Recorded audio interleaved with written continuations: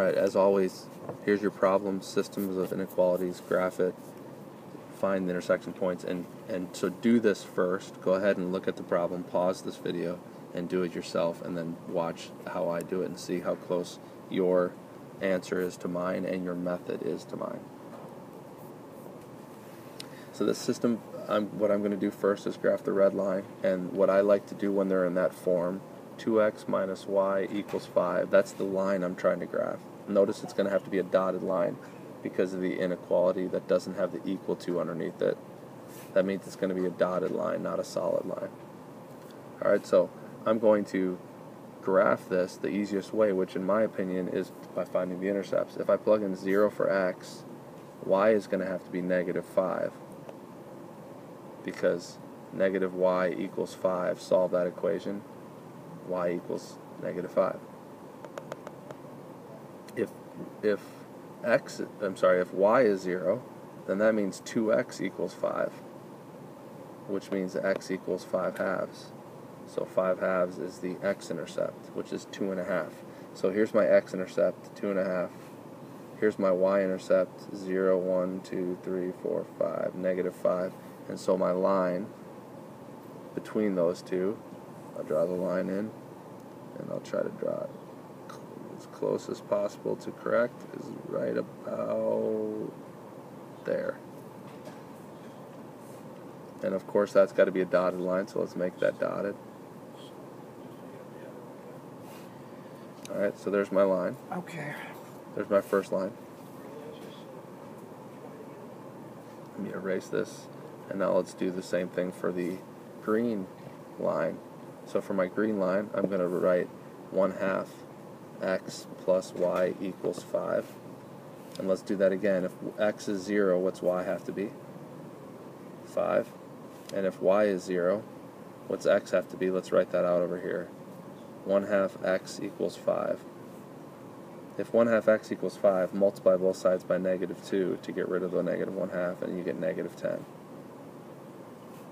Is that right? Let's check it. Negative 10 times negative 1/2 is positive 5 plus 0 is 5. That works. So there's my 2 points. 0, 5, 1, 2,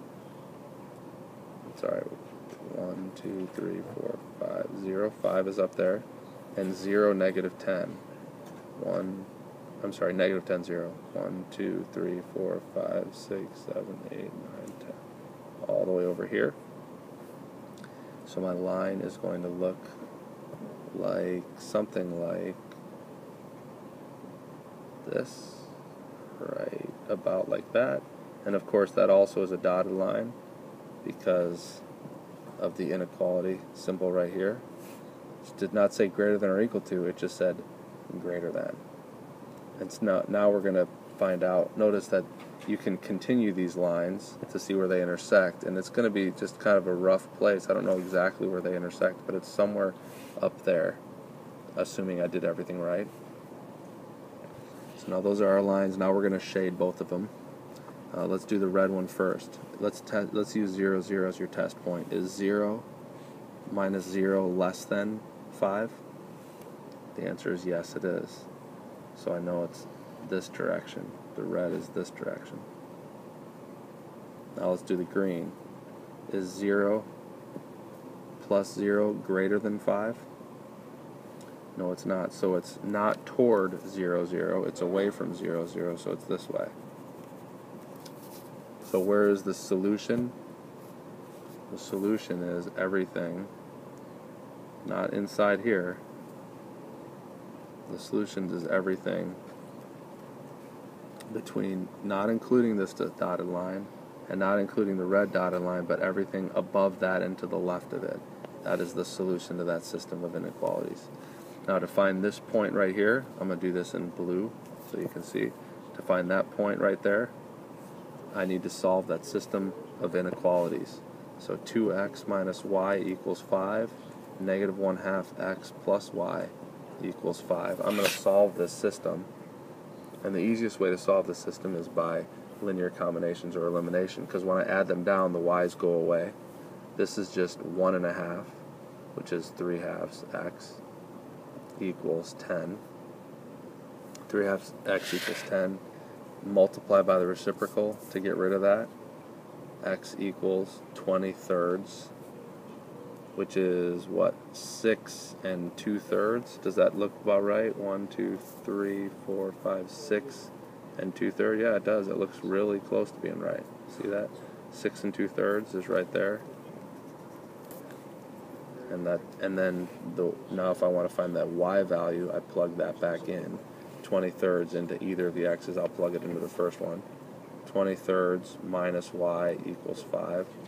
So that means 40/3 minus y equals 5. I'm going to use the trick of multiplying by clearing the fraction, multiplying by the denominator. So this becomes 3, 3, 15. Those 3's cancel. I get 40 minus 3y equals 15.